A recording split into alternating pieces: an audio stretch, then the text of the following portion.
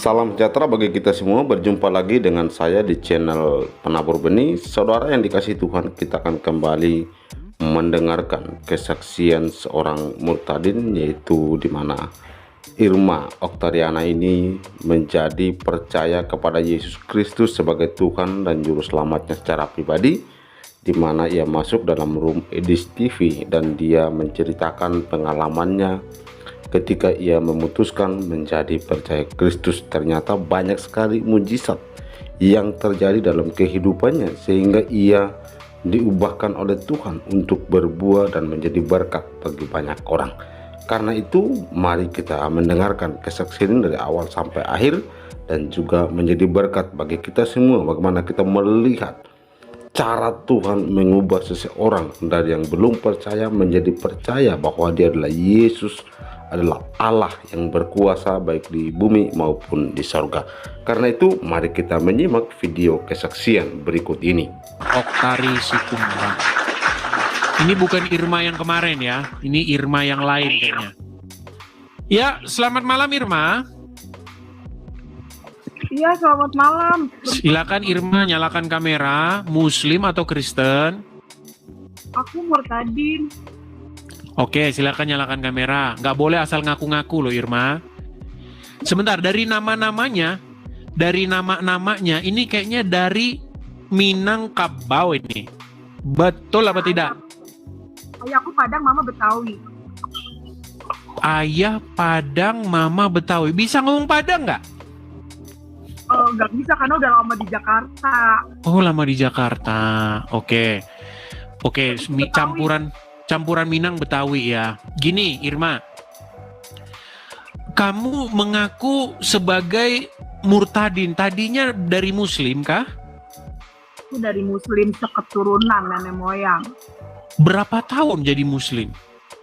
Tahun 2002, tahun setengah aku sakit Bang Edis. Itu tahun 2002. Bukan, sebentar dulu. Jadi Muslim dari lahir sampai berapa tahun? Artinya berapa tahun menjadi orang Muslim? 17 tahun. 17 tahun, berarti udah lama anunya ya. Oke, gini, di sini itu nggak boleh asal ngaku-ngaku. Kalau di tempat Muslim orang ngaku-ngaku bekas Kristen, masuk Islam ya biar senang, buat menghibur mereka. Kalau di tempat saya tidak boleh ngaku-ngaku. Jadi kalau kamu terbukti berdusta, kami turunkan. Coba, apa yang membuat kami yakin bahwa dulu kamu seorang Muslim? Bisakah kamu mengucapkan ayat-ayat Al-Quran atau doa-doa sholat ketika kamu waktu itu sholat? Coba. Bisa, tapi yang hafal aja ya. Silakan. Allahu ahad, Allahu somad, lam yalid walam yulad walam yakul lahu kufuwan ahad. Coba surat yang lain. Al-Fatihah misalnya. Iya, Anas ya. Silakan surat Anas. Kayaknya udah lupa ya. Ini aja ya. Tabat yada habil lah habil watab ma agna anhu maluhu wa makasab. Saya selanaron jatah. Oke, ini sah nih, makan mantan Muslim sah. Oke. Jadi Irma tadinya Muslim, kemudian sekarang ini apa ini? Aku Kristen dong. Mantap. Oke, kami mau tahu nih, gimana jalan ceritanya ini? Apa jangan-jangan gara-gara menikah? Karena banyak yang begitu di sini, cuman gara-gara nikah doang. Enggak, aku sakit. Awalnya kelenjar nih, aku punya bukti Bang Edi. Ya. Oke. Ini bukti ya, ini bukti. Operasi ya? Ini bukti tuh ya, nggak dioperasi. Oke. Aku tanpa minum obat, aku sembuh, larinya ke kanker payudara stadium 4. Oke. Iya, jadi aku sembuh tanpa aku minum obat. Gitu. Terus? Busuk, berat badan 27 kilo. Mungkin banyak orang nggak percaya ya, tapi aku tinggal di daerah Bekasi. Lalu? Gitu. Berat badan 27 kilo, aku tidur diasingin. Ini semua nanah, ini nanah. Lama itu ya? Dulu lama itu sakitnya ya? Setahun setengah aku tidur diasingin, terus bau busuk gitu kan. Oke. Akhirnya aku mau bunuh diri Bang Edis. Terus? Aku pikir ngapain kan hidup gitu kan. Aku bilang waktu itu, Mar, ya Allah ngapain aku hidup, kalau aku hidup nyusahin banyak orang gitu. Kalau boleh jujur aku punya ya, mama aku itu nyuci di rumah tetangga gitu, ayahku jarang pulang gitu. Tapi itulah firman Tuhan itu iya dan amin, bukan, aku nggak pernah cari Tuhan. Ya tadi ya, secara logika Tuhan masa telanjang, kok Tuhan pakai sempak gitu, sampai ayah aku mau dibunuh kan sama ayah aku kan Padang, nenek aku haji gitu. Jadi pakai minyak urapan gitu. Jadi aku memang mengalir begitu aja Bang Edis. Saya nggak pernah cari Tuhan Yesus. Makanya saya udah banyak ngelihat, aku diberkati banget ya. Sedikit. Jadi waktu sakit itu kok bisa ada minyak urapan, itu ceritanya gimana? Jadi waktu itu aku mau bunuh diri Bang Edis.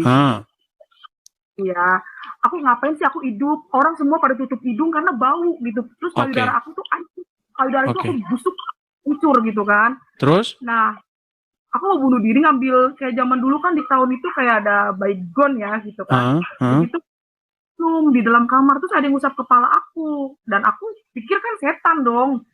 Itu suara sekali aku dengar. Enggak aku dengar lagi. Ngomong gimana dia? Aku mengasihimu. Dan itu lembut banget. Waktu aku mau minum itu ya, mau bunuh diri, terus aku lihat gitu kan ke belakang gitu. Tapi nggak ada orang, aku dengar suara gitu. Lalu? Bentar Bang Edi. Ada kipas kah di situ atau bagaimana? Oh iya benar. Coba dimatikan dulu kipasnya. Terus aku ini dong.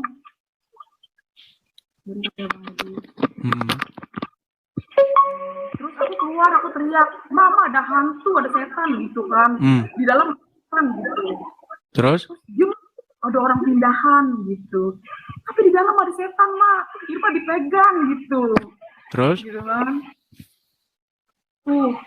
Terus napas waktu itu ada orang pindah.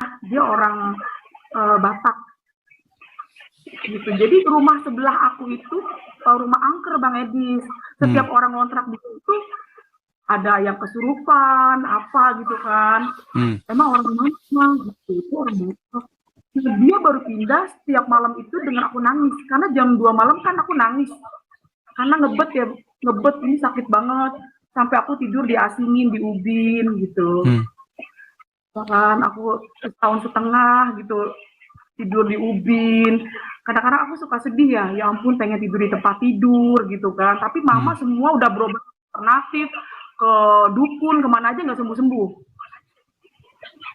Dan ya udah akhirnya kakak ini tiap malam dengar saya nangis pagi-pagi ngomong sama mama aku, Ibu tiap malam saya dengar perempuan nangis ya, siapa ya? Itu tuh Neng, anak ibu udah dibawa kemana aja Neng, nggak sembuh-sembuh, udah ke dukun, kemana aja nggak, boleh nggak saya lihat? Dia masuk ke pintu belakang, kan dari pintu depan nggak boleh kan, dia lewat ke pintu belakang, dia teriak, Yesus luar biasa. Ya aku dengar nama Yesus gimana ya, walaupun aku jarang sholat gitu kan, tapi karena dari kecil udah didoktrin kan gitu. Dia duduk di samping aku ngomongnya tertata-tata. Ibu perkenalkan, nama saya Mama Hana, saya pindahan dari Kalimantan. Sebelum saya pindah ke rumah ini saya dapat mimpi, ada perempuan di dalam lumpur, tangannya tolong, banyak orang lewat nggak ditolongin gitu. Nah kakak ini ngambil kayu, naiklah ke atas dari lumpur ini, perempuan ini mukanya mirip kayak aku Bang Edis, abis dimandiin jadi bersih, terus dia bilang, Tuhan Yesus apakah wanita ini yang harus saya tolong? Gitu. Lalu? Akhirnya, iya halo? Lalu? Halo? Iya, saya dengar. Lalu, silakan lanjut. Oh iya. Udah singkat kayak gitu kan ya. Dia ngeyakinin aku, Tuhan Yesus sayang sama kamu, dia bilang gitu. Ya aku langsung, mama aku kan orang Betawi ya. Tunggu ya Deh, sebentar kakak pindah ke sini nggak kebetulan, dia bilang gitu. Tuhan Yesus kamu gitu. Namanya Mama Hana Bang Edis, ada dia, rumahnya sekarang gede, tadinya kan ngontrak di sebelah aku kan. Terus mamaku bisik-bisik tuh, kan dia pulang bawa minyak tuh dari sebelah kan, ngontrak di sebelah. Ini minyak biasa ya dek, gitu. Olesin pada bagian yang sakit. Kalau kamu nggak mau sebut Tuhan Yesus, sebut aja Nabi Isa, kata dia ngomong gitu. Terus aku makin, Nabi Isa Tuhan. Udah, aku makin ngaco tuh. Wah ini orang gila nih. Bagi aku kan Nabi, Tuhan ya Tuhan. Terus mama aku bisik-bisik, jangan-jangan minyak babi tuh Wir, gitu. Karena kan orang Batak banyak makan babi kan. Aku nggak mau gitu. Oh maaf ya kak, oh maaf kak, aku nggak mau kak, gitu. Akhirnya pakein deh pada bagian yang sakit. Nah minyak itu ditaruh di atas meja TV Bang Edi. Secara logikanya ya, saya nggak pernah cari Tuhan. Bener-bener saya nggak pernah cari Tuhan. Terus Tuhan Yesus itu baik banget. Saya udah tolak berkali-kali gitu. Akhirnya minyak kakak ini pergi, minyak ditaruh di atas meja TV. Nah malam itu semua obat dari alternatif semua habis. Dari yang namanya dukun habis, daun yang pahit apa itu habis gitu kan. Saya kalau minum obat aja nggak bisa tidur, apalagi nggak minum obat. Nah tiba-tiba saya inget lah minyak yang tadi kakak Hana ini bilang, olesin aja deh pada yang sakit. Aku ngambil minyak ini, aku nggak sebut Tuhan Yesus ya malam itu. Aku bilangnya, ya kan Nabi Isa, Nabi gue ya, 25 Nabi gitu. Aku ambil minyak itu, aku olesin. Nabi Isa, sembuhkan aku, Nabi Isa. Itu ke seluruh badan Bang Edis, karena badan aku kan bersisik kayak ular ya, semuanya nih kayak ular, maka aku dipanggil ular gitu. Itu saya tidur, itu kayak orang diselimutin, terus kayak tidur itu kayak di tempat-tempat empuk ini kalian dibilang alam roh ya. Saya tidur itu kok bisa ke kanan, habis pakai minyak itu ya. Saya bisa ke kiri. Nah pagi-pagi kakak saya mau kerja bangun, dia pikir aku mati gitu. Mas Irma mati karena aku tidur pules banget habis pakai minyak itu. Aku langsung ngambil tuh minyak, langsung aku bilang sama mama, ini minyak ajaib mak. Aku cerita, Neng bangun Neng. Pikir mama kan aku mati kan. Bangun Neng, ma ini minyak ajaib. Kenapa? Tadi malam tidur enak mak, ke kanan. Payudara Irma nggak sakit nih mak gitu kan bolong. Bang Edi payudara itu bolong, hancur gitu. Itu minyak babi mau tikus mau anjing udah nggak peduli deh mak, karena minyak ini enak banget gitu.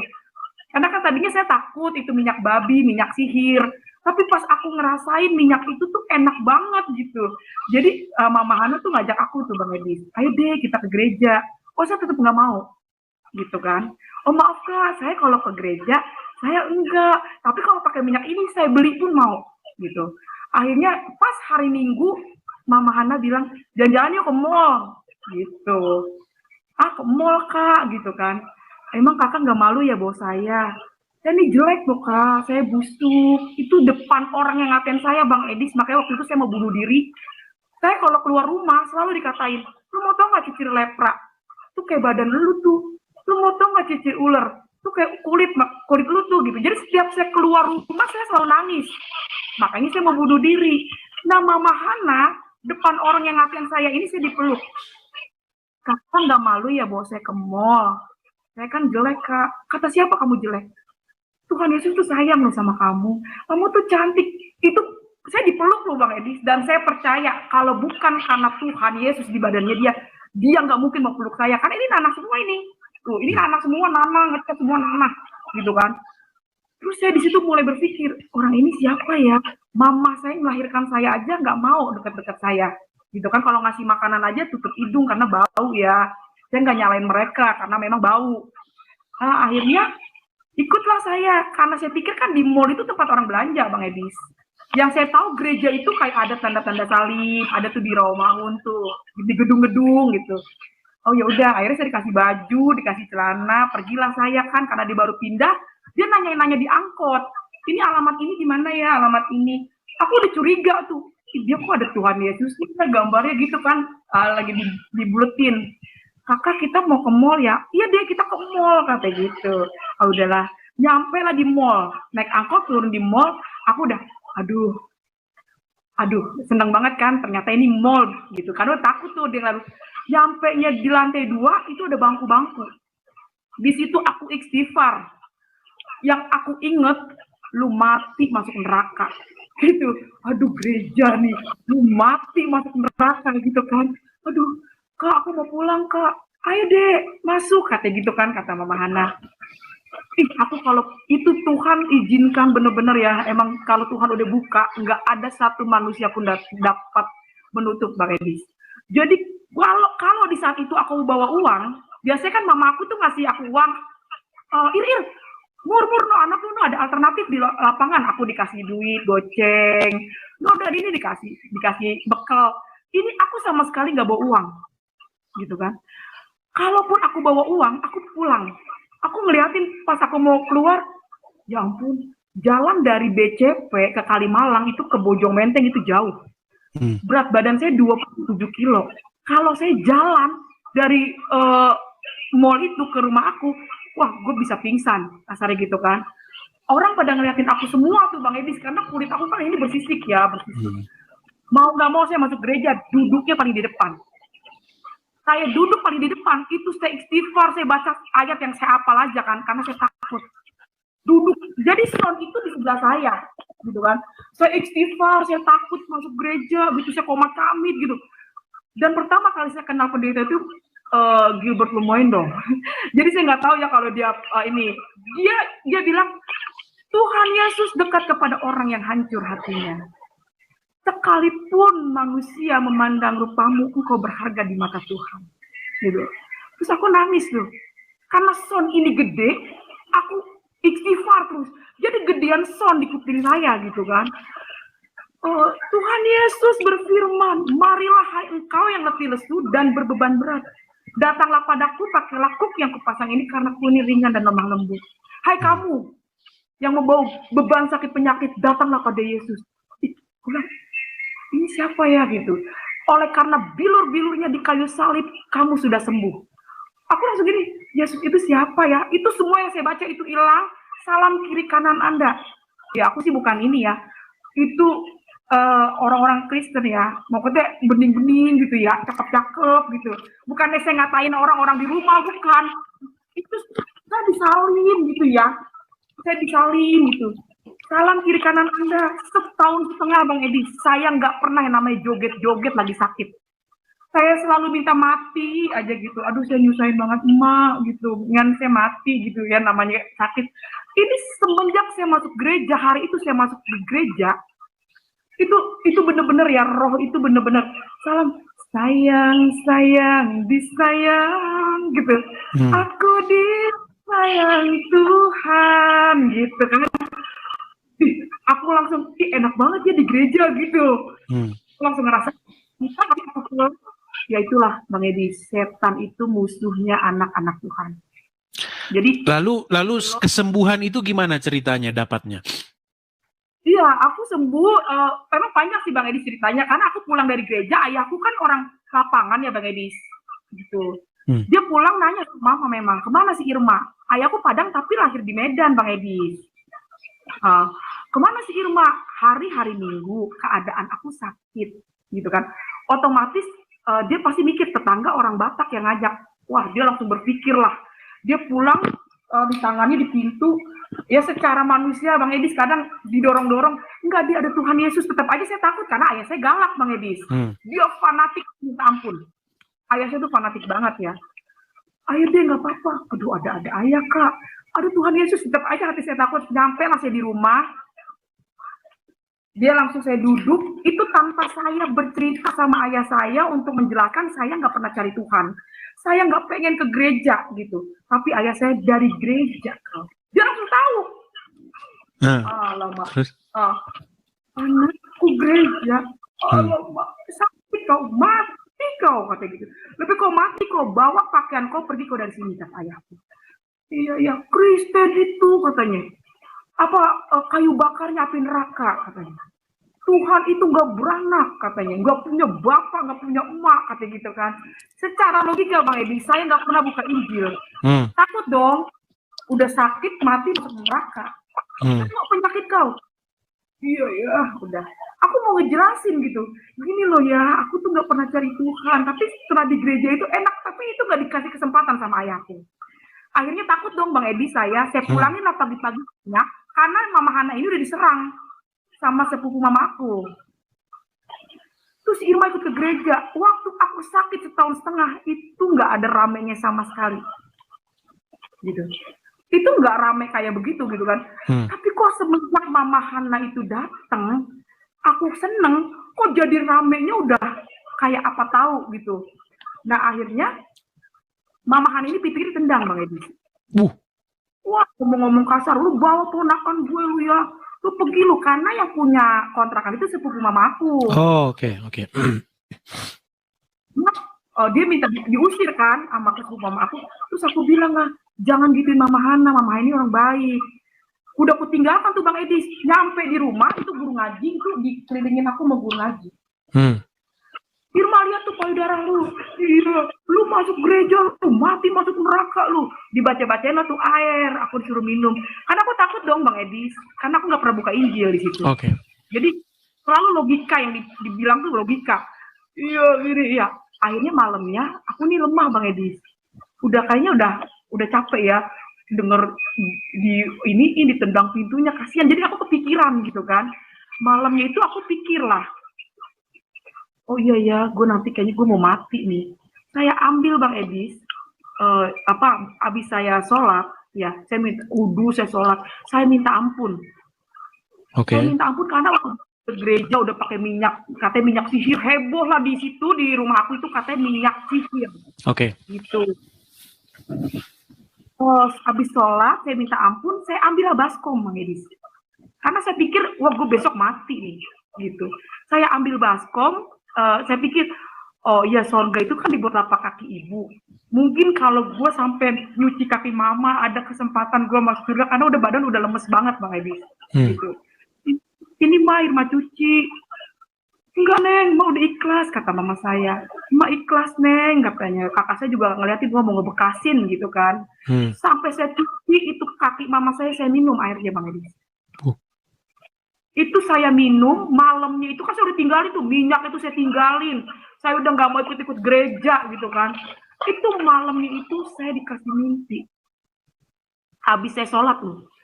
Saya dikasih mimpi, persis gambarnya Tuhannya orang Kristen. Yang pakai jubah, tapi saya tuh kayak di situ tuh terang banget. Itu orang di depan saya tuh pada, Tuhan, pada ngejar kayak, dia tuh kayak kubah gitu loh. Bang Edis kayak kubah. Tuhan, aku diri ngeliatin orang banyak banget ngapain ya gitu.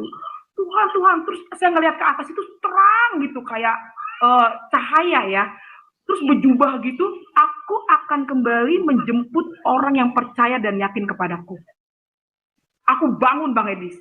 Itu aku takut, aku amit-amit ya Bang Bayi. Oh saya nyebut istighfar, astagfirullahaladzim gitu kan. Amit-amit ya Bang Bayi, saya udah sholat, saya udah tinggalin itu minyak. Kok dikasih mimpi, saya bangunin ayah saya.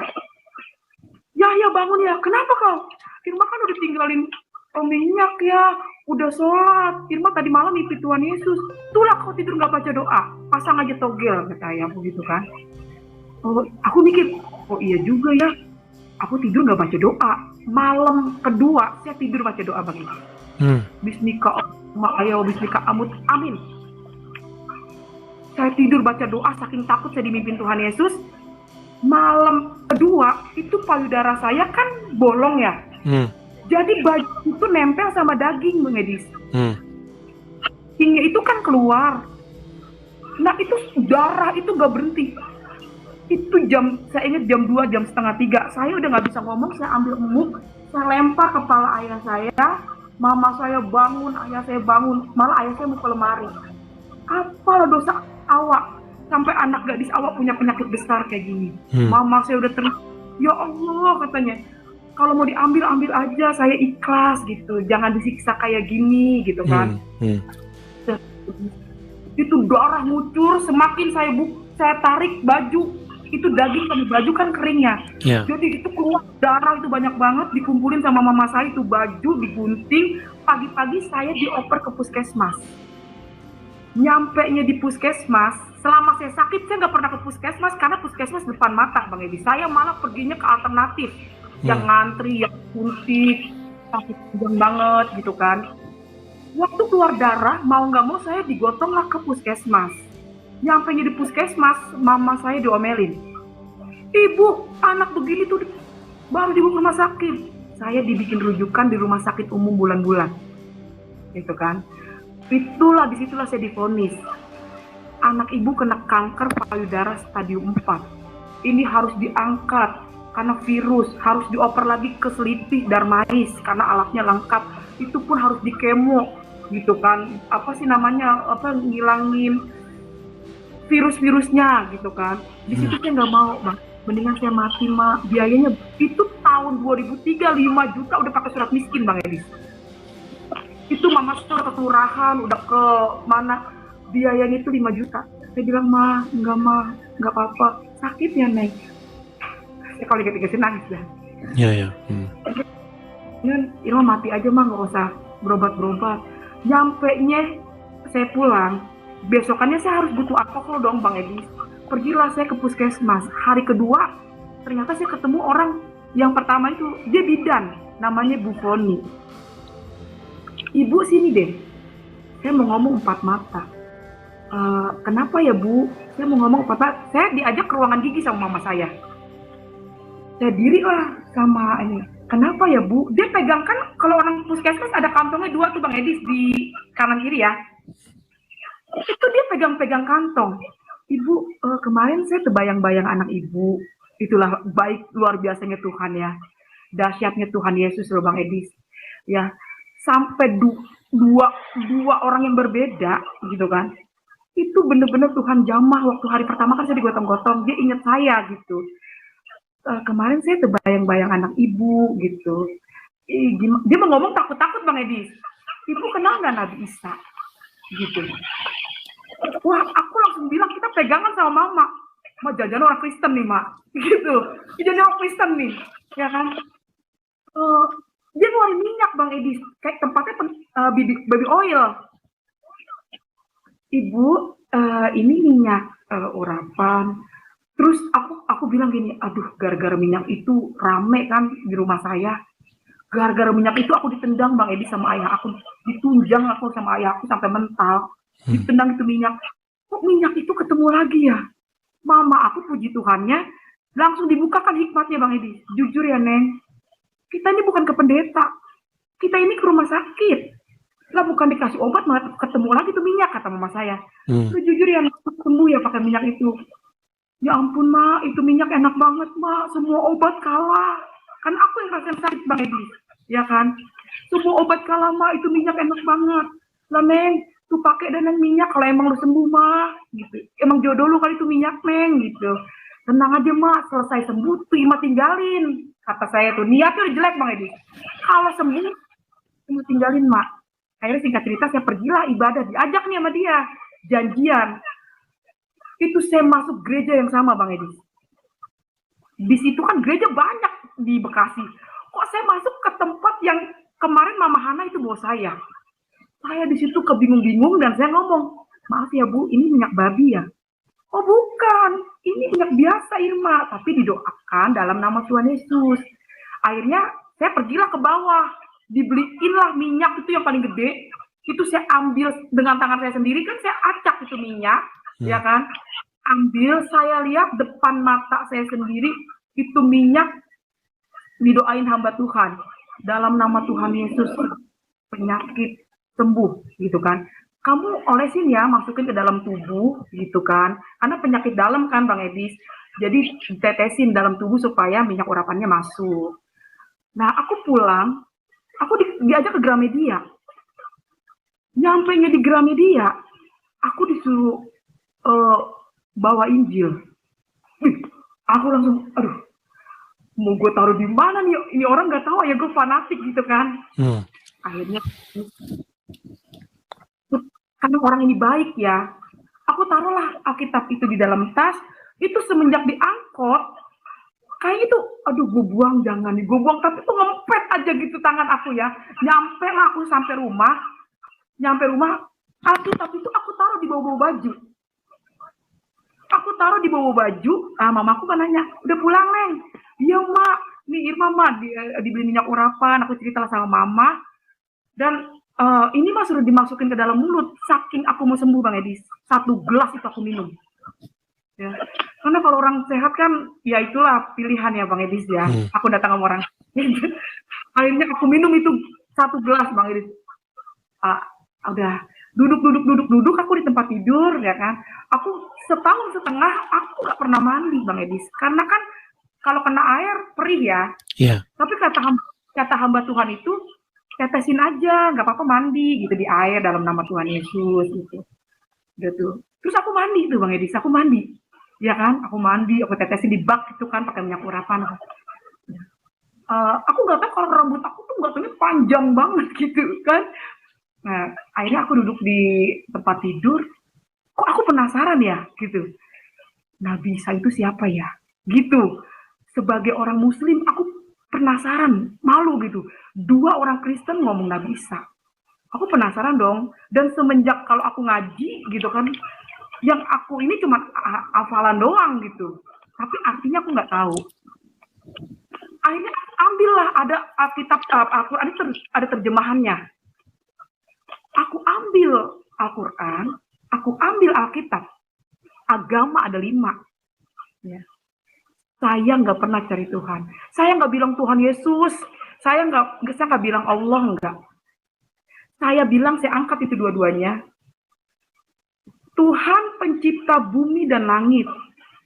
Yang mana yang benar? Yang ini apa yang ini?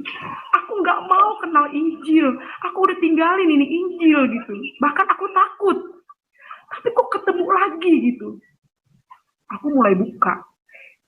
Aku mulai baca. Ihdinas siratal mustaqim. Ya Allah, tunjukkanlah kami jalan yang lurus.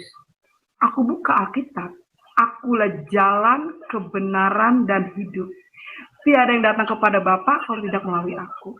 Aku buka Alkitab. Saya Al-Quran.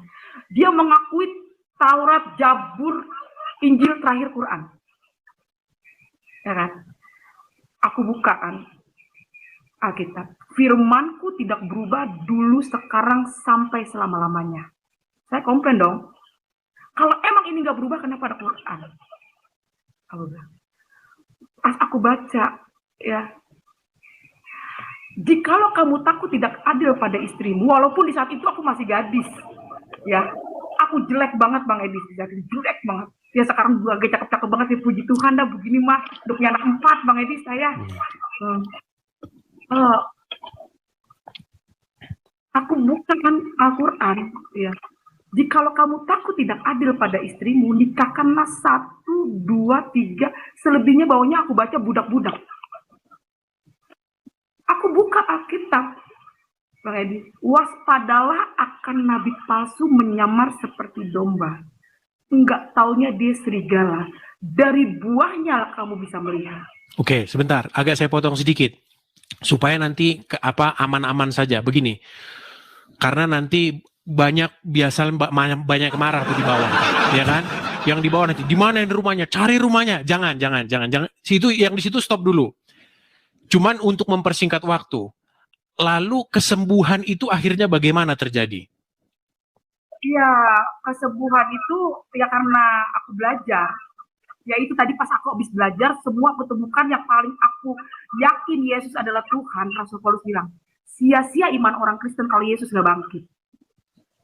Itu yang membuat saya percaya, karena banyak aku menemukan bukan kamu yang memilih aku yang memilihmu, gitu kan. Dan bikin aku yakin sia-sia iman orang Kristen kalau Yesus tidak bangkit. Kalau memang pun banyak orang menyangkal, ini aku pribadi ya Bang Edi, di sini aku nggak ngejelekin apapun karena ajaran Yesus itu kasih, gitu. Saya nggak pernah mau menjelekkan atau niat, tidak, ini kesaksian hidup Bang Edi, kesaksian hidup yang benar-benar harus aku sampaikan di mana Yesus itu hidup di dalam aku. Sampai hari ini, kalau bukan karena Yesus saya nggak mungkin kuat, karena ikut dalam Tuhan itu bukan ngomongin materi Bang Edi, saya ikut Yesus itu bukan ngomongin materi. Bahkan kemarin suami saya itu cerita tentang ini masuk Islam, nggak peduli. Seandainya pun di dunia ini nggak ada yang jadi menyembah Yesus, gue manusia satu-satunya yang jadi pengikut Yesus. Gitu. Itu saking karena udah mengalami mengalami perjumpaan pribadi Tuhan Yesus sebagai juru selamat saya Bang Edi. Selain saya sembuh ya. Oke. Artinya kesembuhan itu butuh proses begitu ya. Tetap aja pakai proses lama juga ya. Enggak lama Bang Edi. Malam itu saya mulai pakai minyak urapan, saya nggak sebut Nabi Isa. Tuhan Yesus, saya mau menerima Tuhan Yesus sebagai Tuhan saya dan juru selamat Yesus. terima kasih Tuhan, saya pasti sembuh. Itu saya nggak pakai lagi obat, saya nggak pakai lagi alkohol, saya pakai minyak urapan dan saya nggak bisa pakai bra. Akhirnya saya ambil, mama ngasih kayak kain gitu kan, itu dipakai, saya pakai minyak urapan banyak. Itu kalau perempuan ya, saya nggak, jadi saya nggak mau ngomong untuk ngejelek-jelekin Bang Edis, nggak ada. Saya punya bukti ya, saya punya bukti, saya punya payudara itu hancur ya. Kalau perempuan saya suka bersaksi, ya bisa lihat. Ini kalau ngomongin dokter, saya sesar 4 Bang Edis, setahun 1. Saya dokter bilang saya nggak bisa punya anak karena bukan kanker payudara. Saya sekarang punya anak 4 Bang Edis. Namanya Moses, Alexa Pariaji, Angel Kimberly, Abraham Israel Wakim, Ratu Yerusalem. Tapi berarti sekarang sangat giat ya dalam kegiatan-kegiatan gereja. Enggak, kalau untuk giat sih aku enggak gitu banget ya Bang Edis ya. Jadi aku nggak mau tegang, aku senang tuh kalau ngeliat Bang Edi tuh nggak tegang gitu kan, roh itu ngikut Bang Edi. Iya dong, kalau kita di dalam Tuhan itu roh itu kan berasa. Yeah. Jadi berasa banget, jadi aku senang aku kalau Bang Edi lagi nyanyi gitu. Saya nggak, Tuhan kita itu nggak tegang gitu. Banyak orang pada tegang, aku nggak tegang. Wow, hidup Roh Kudus. Ya, aku biasa aja sih Bang Edi, yang penting kita punya kasih gitu. Iya, tetapi aktif nggak dalam kegiatan-kegiatan gereja atau? Tuh, karena aku nggak pernah, ini paling diundang kesaksian aja Bang Edi. Cuma kalau gereja aku gereja di Pidarian. Oh begitu, iya, oke, baiklah. Intinya setelah siapa Irma Oktari menerima Yesus sebagai Tuhan dan Juru Selamat, mendapatkan mujizat kesembuhan yang selama ini sudah jungkir balik meminta kepada Allah, tidak ada jawaban gitu ya. Benar. Oke, pesan Irma nih kepada orang-orang Muslim kira-kira apa nih? Kalau aku pesannya gini sih Bang Edi, Tuhan Yesus itu datang sama orang sakit, ya. Dia datang sama orang berdosa. Jadi kadang kalau bukan, banyak orang terpanggil, sedikit yang dipilih, gitu kan. Jadi kita mau ngomong kayak apa, kayak gimana, kalau bukan panggilan itu susah, Bang Edi, connect itu susah, gitu kan. Banyak orang yang memiliki hati Bapa, itu pasti connect Bang Edi. Jadi kalau dia memiliki kasih di dalam dirinya, dia pasti connect. Jadi nggak heran kalau banyak orang di luar Kristus itu, karena firman itu kan lutut bertelut tidak mengaku kalau dia adalah Tuhan. Ya mungkin dengan adanya Bang Edi gitu kan, ya itulah banyak orang mengenal kebenaran gitu. Tapi ya itu Bang Edi. Kan, artinya begini, maksudnya ini adalah satu media untuk menyampaikan pesan Tuhan seperti itu. Bukan karena edisnya, tetapi ada juga banyak orang-orang lain yang juga punya kesaksian bagaimana mereka mengalami hal yang nyata begitu ya dengan Yesus, bagaimana firman itu masih bekerja dan hidup, bagaimana Yesus melakukan mujizat-mujizat yang ajaib, tanda-tanda ajaib, dan itu berlaku juga sampai sekarang. Puji Tuhan ya, artinya Anda termasuk bersyukur karena menerima tanda ajaib tersebut. Banyak orang juga yang meminta-minta tanda ajaib itu, tetapi juga tidak ada jawaban begitu. Tapi artinya begini, maksudnya yang mau kita sampaikan begini. Artinya bahwa iman kekristenan itu bukan hanya sekedar omong kosong. Makanya jantungnya, intinya daripada iman kekristenan itu adalah kebangkitan Yesus. Karena ada kebangkitan, maka kita itu punya harapan tentang hal-hal yang memang di luar nalar itu. Karena udah ada begitu, ada yang bangkit dari kematian. Gitu. Dan kalau tidak ada kebangkitan, makasih Kak Ceki. Kalau tidak ada kebangkitan, maka semua itu omong kosong begitu. Surga, neraka, ya hal kosmik, adanya dunia yang lain, itu semua jadi omong kosong. Makanya jantung atau inti daripada kekristenan adalah kebangkitan orang mati, yaitu Yesus. Begitu. Itulah makanya maksud pesan Injil itu adalah apa? Supaya semua orang itu hidup seperti Yesus. Supaya apa? Supaya masuk kepada hidup yang kekal. Seperti itu. Makanya lagu rohani kita, ku mau sepertimu Yesus, disempurnakan selalu, gitu ya. Jadi pesan saya yang mau saya sampaikan, teman-teman juga, terutama karena saya diskusinya dengan orang-orang Islam ya. Karena orang Islam itu pasti nanti akan mirip sama Muhammad. Karena apa? Karena tingkah laku, pola hidup, dia mencontoh Muhammad. Masuk kamar mandi, pakai kaki kiri, terus mata dicalak-calak, ini dijenggot-jenggotin, biar ada bidadari katanya bergelantungan, terus ambil-ambil air, sedot-sedot air, hembus-hembus begitu. Ya kan, itulah cara yang digunakan orang untuk mirip sama Muhammad. Nah, tetapi kekristenan itu mirip supaya kita mirip dengan Yesus, tapi tidak melakukan hal-hal yang demikian. Bukan masuk kamar mandi pakai kaki kiri, bukan hal cuci-cuci hidung, tidak. Tetapi bagaimana kita hidup seperti Yesus hidup. Begitu loh. Seperti itu pesannya kekristenan. Karena jika kita hidup seperti Yesus hidup, maka kita itu kembali kepada fitrah kita. Pada waktu kita pertama kali kita diciptakan. Jadi manusia diciptakan menurut gambar dan rupa Sang Pencipta. Demikian video kesaksian yang kita sudah dengarkan secara bersama-sama.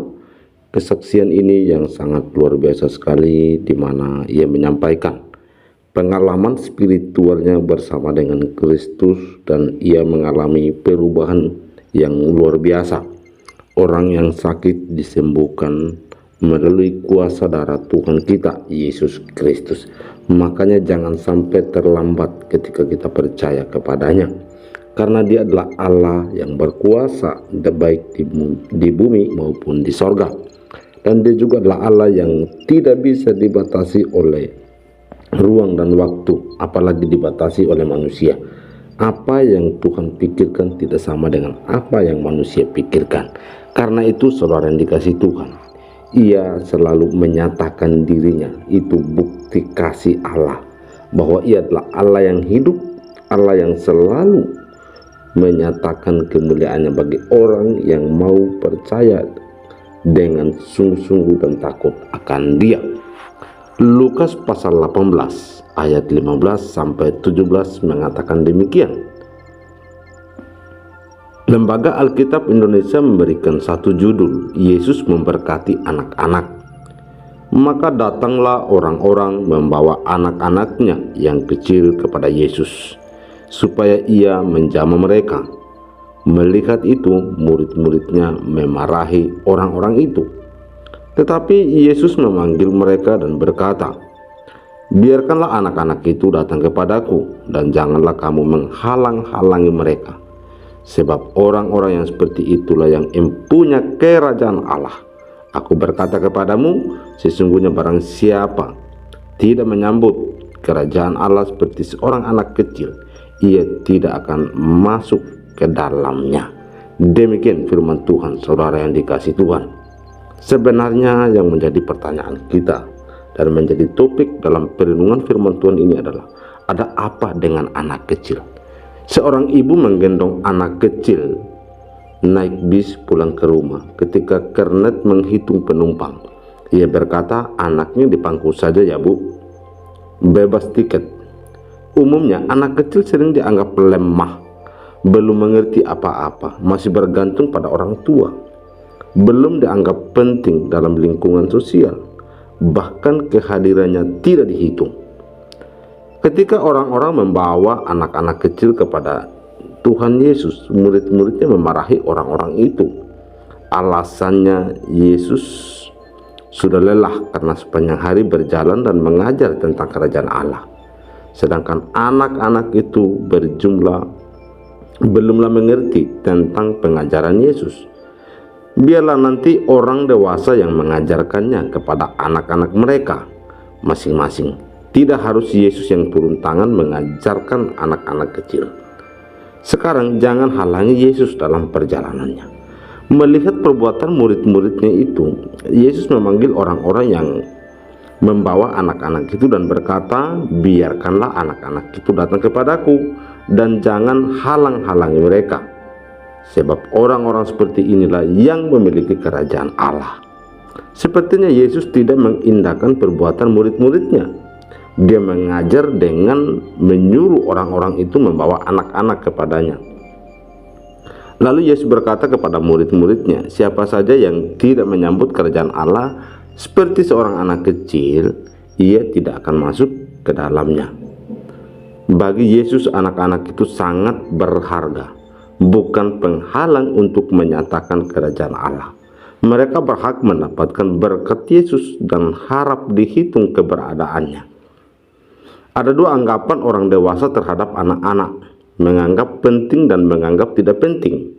Namun Yesus menunjukkan kepada kita pentingnya menyambut kerajaan Allah seperti anak-anak itu. Anak-anak memiliki karakter jujur, polos, mudah berteman, dan mudah mengampuni. Gambaran kerajaan Allah itu mau berteman dengan siapa saja, rela mengampuni, dan mau hidup damai di sekitar. Kita pun dapat meneladani orang-orang yang membawa anak-anak kepada Yesus. Karena itu, saudara yang dikasihi Tuhan, jangan kita membiarkan diri kita dikuasai oleh pemikiran-pemikiran yang berasumsi. Tetapi di sini Tuhan Yesus menyatakan bahwa biarkan anak-anak kecil itu datang kepadaku.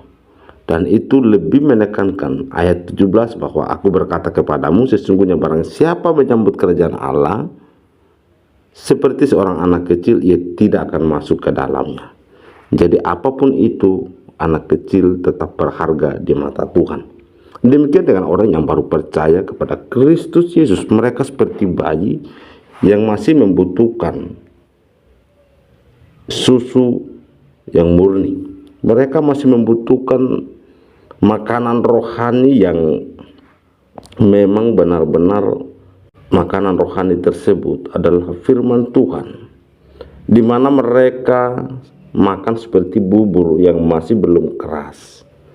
Demikian dengan yang kita dengarkan apa yang disampaikan oleh Murtadin ini ketika ia mengambil keputusan percaya kepada Kristus, dan bahkan dalam komentar-komentar yang ia jawab, ia respon dalam TikTok, di mana ia menyampaikan kerajaan Allah, memberitakan Injil kepada mereka, bahwa kuasa Yesus itu seperti ini.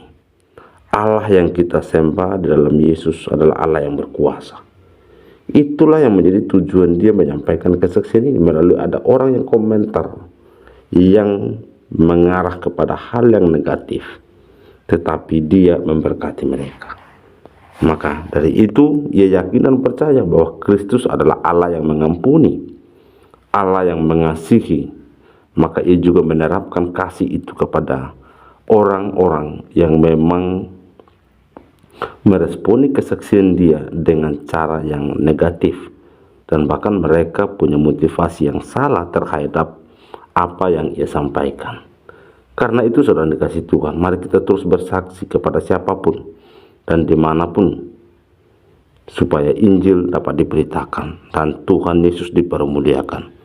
Demikian firman Tuhan dan juga perenungan dan video kesaksian yang kita sudah dengarkan secara bersama-sama.